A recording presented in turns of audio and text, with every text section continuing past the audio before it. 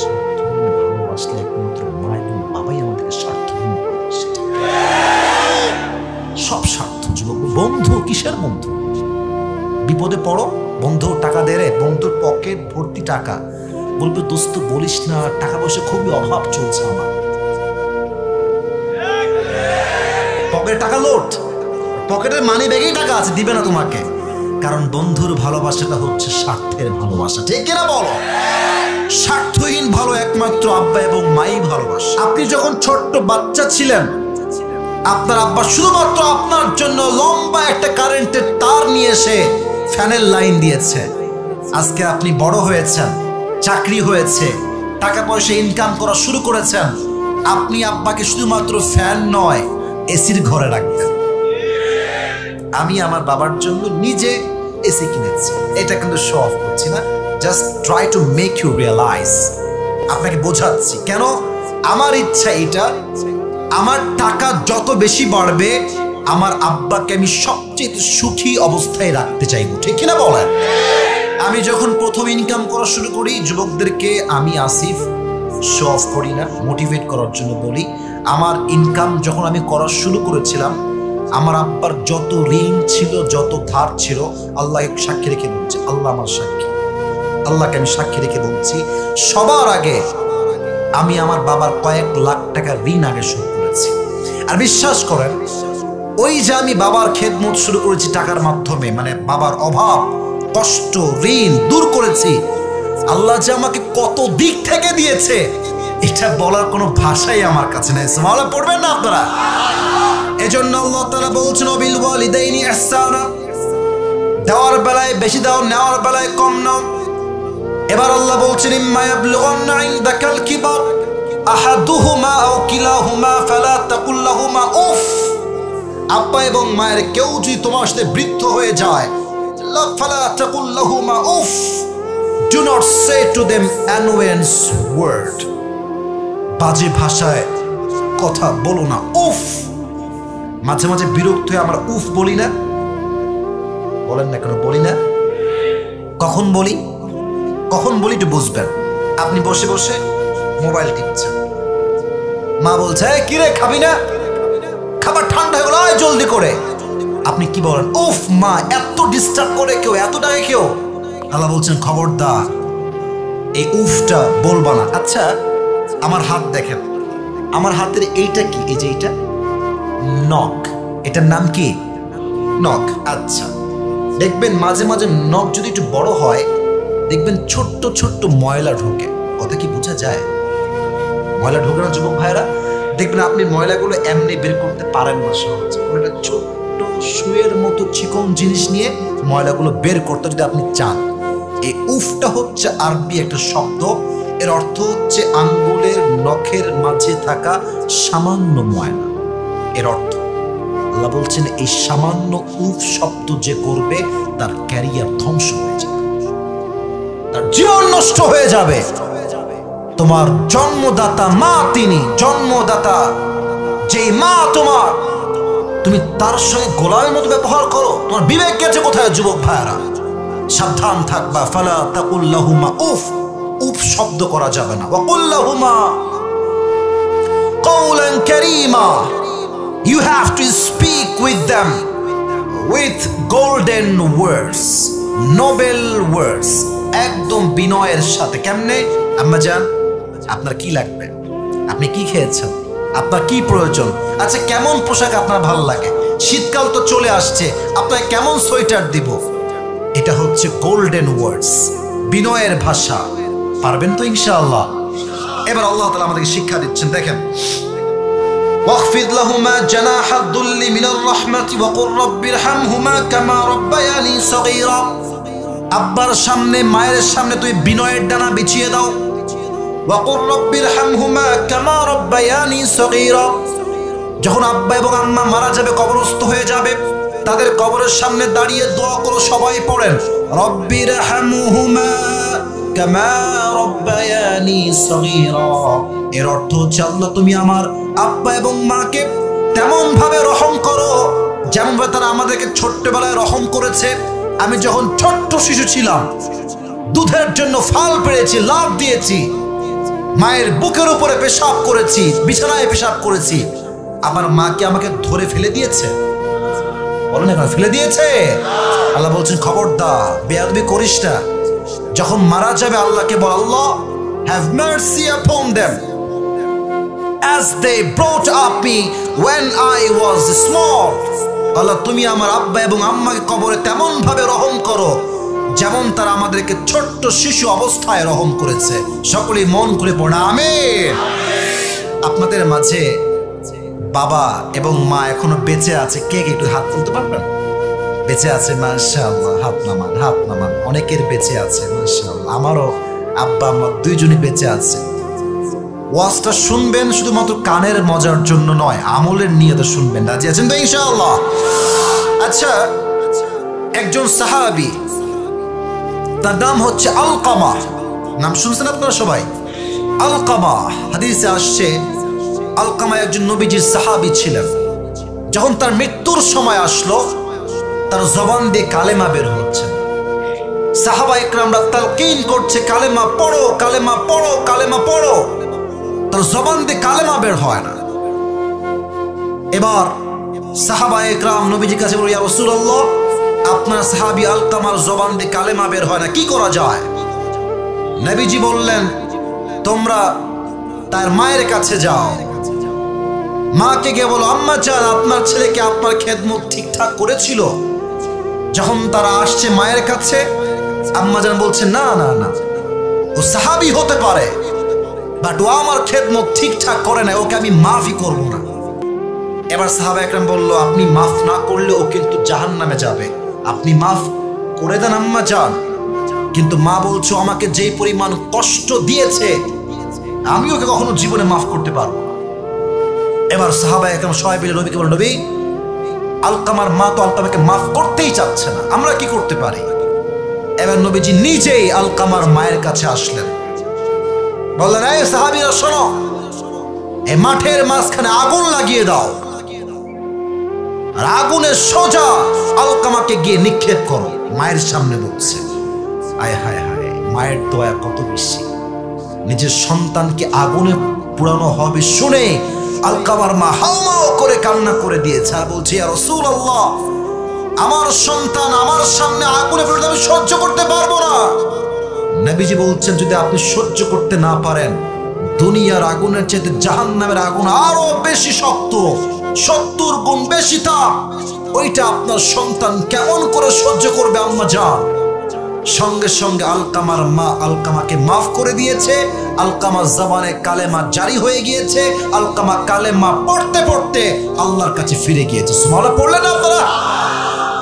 আব্বা আম্মার সঙ্গে বেয়াদবি করলে জবান দিয়ে কালেমা বের হয়, জবানের কালেমা আটকে যায়। আর মাথায় রাখবেন, পীরের দোয়ার চাইতে বাবা মায়ের দোয়া অনেক বেশি দামি। আপনার আসতে ঠিক কেন? জোরে বলুন, কথা ঠিক আছে না যুবক ভাই? পীরের দোয়ার চাইতে মায়ের দোয়ার দাম অনেক বেশি। আর অনেকে দেখবেন মাজারে গিয়ে আজকাল সন্তান চায়, আছে না?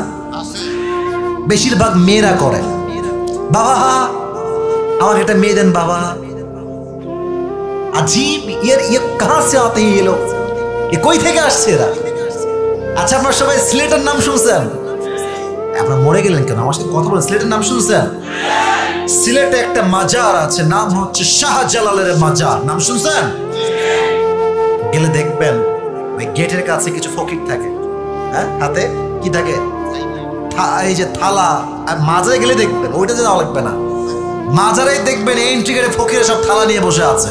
কথা ঠিক কিনা বলেন যুবক ভাইরা? আমার কথাটা একটু বুঝবেন, তাহলে আমার কথার মর্মার্থ বুঝবেন। আচ্ছা, যে ফকিরটা থালা নিয়ে বসে আছে, ওই ফকির তো মাজারেই থাকে, থাকে না? আপনি পুরো বছরে একবার গিয়েছেন, আর ফকির পুরো বছর মাজারেই আছে। বাবা যান, একটু কি বোঝেন না? বাবা যদি কিছু দিতেই পারত, তাহলে আপনাকে বাদ দিয়ে ফকিরকে আগে দিত। কারণ ফকির সারা জীবন কাটলোই মাজারে, তো বাবা তো আপনার মতো বেঈমানকে দিবা যে পুরো বছরে একবার আসছে, তাকেই তো দিও বাবা যে তার পুরো জীবনটা মাজারেই কাটিয়ে দিয়েছে। ঠিক কেন বলো যুবক ভাইরা? যেখানে ফকিরের হাতে আজও থালা ধরা, আর তুমি গেছো বাবা আমার সন্তান দাও। এটা লজিকে ধরে যুবক ভাইরা? বলো বলো বলো বলো বলো। এর জন্য মাথায় রাখবেন, বাবার দোয়ার চাইতে, মাজারের বাবার দোয়ার চাইতে আর পীরের চাইতে মায়ের দোয়া আল্লাহর কাছে অধিক প্রিয়। ঠিক কিনা বলো যুবক ভাই? আপনারা সবাই ওয়াইস নাম শুনেছেন, যেটাকে আমরা বলি ওয়াইস কুরুনি, তার আরবি নাম হচ্ছে ওয়াইস। আপনারা বিশ্ববিখ্যাত স্কলার, পাকিস্তানে তার বাসা, মাওলানা তারিক জামিলের নাম শুনছেন? বাহ, মুরব্বীরা নাম শুনেছে, মাশাআল্লাহ। উনি দেখবেন যে এই মাথাতে পাগড়ি পরে, হোয়াইট কালার, সাদা কালারের, তাই না যুবক ভাইয়েরা?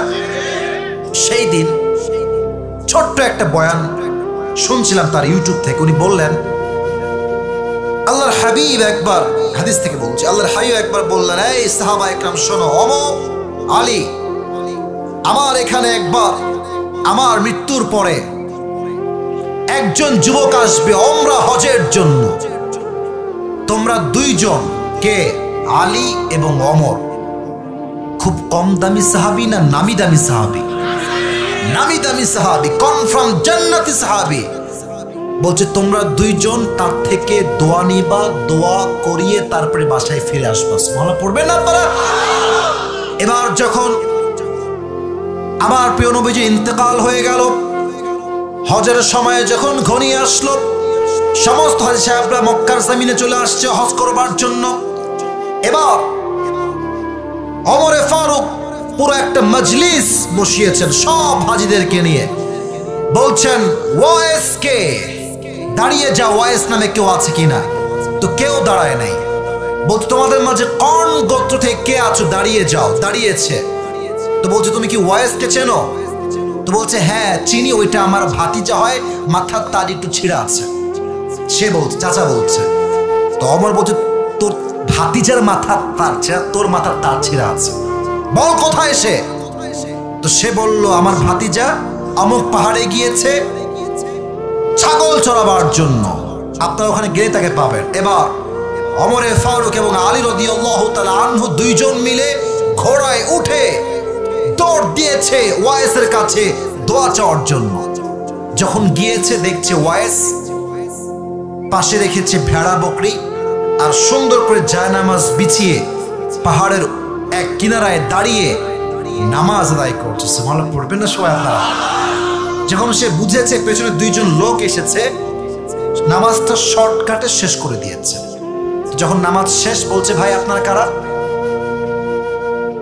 বলছে যে তুমি কে, তোমার নাম কি? ওমর বলছে, তোমার নাম কি? বলছে আমার নাম হচ্ছে ওয়াইস। তুমি কই থেকে আসছো? এই জায়গা থেকে আসছি। প্রশ্ন করতেই আছে। তো এবার ওয়াইস খেপে গেছে, আপনারা কারা, আমাকে এত প্রশ্ন কেন করছেন? তখন আলী রাদিয়াল্লাহু তাআলা আনহু বলছে, ইসমি আলী ওয়া হুয়া ওমর, আমি হচ্ছি আলী এবং এই জামানার খলিফা, যুগ শ্রেষ্ঠ বাহাদুর রাষ্ট্রনায়ক, তিনি হচ্ছেন ওমরে ফারুক। সুবহানাল্লাহ পড়বেন না আপনারা? এটা শুনে তো সে থরথর করে কাঁপতে শুরু করেছে। আরে খলিফাতুল মুসলিমিন, আমার কাছে আপনি কেন এসেছেন? আমাকে বলেন, আপনি যা বলবেন আমি তাই করব। বলছে তুমি তোমার হাত তোলো, আমি ওমরের জন্য এবং এই আলীর জন্য দোয়া করে দাও। ও বলছে আমি আপনার জন্য দোয়া করব? আপনি কে? আমি কে? আমি আলী রাদিয়াল্লাহু তাআলা আনহুর জন্য দোয়া করব? আসাদুল্লাহি আল গালিব, আল্লাহর শের তিনি, আল্লাহর সিংহ তিনি। আমি কোথাকার কোন ওয়াইস? আপনার কোথায় জান্নাতের ডিগ্রি প্রাপ্ত একজন সাহাবী, আমি কেমনে দোয়া করব আপনাদের জন্য? বলছে ওয়াইস, তোমার কাছে দোয়া আমরা চাইতে আসি নাই, আমাদেরকে প্রিয় নবী এটার আদেশ করেছেন, করো দোয়া আমাদের জন্য, করো। এবার ওয়াইসের দুই চোখ দিয়ে পানি ঝরছে। বলছে ওয়াইস, তুমি কি করেছো তোমার জীবনে? তোমার জীবনের সবচেয়ে ভালো আমল বলো।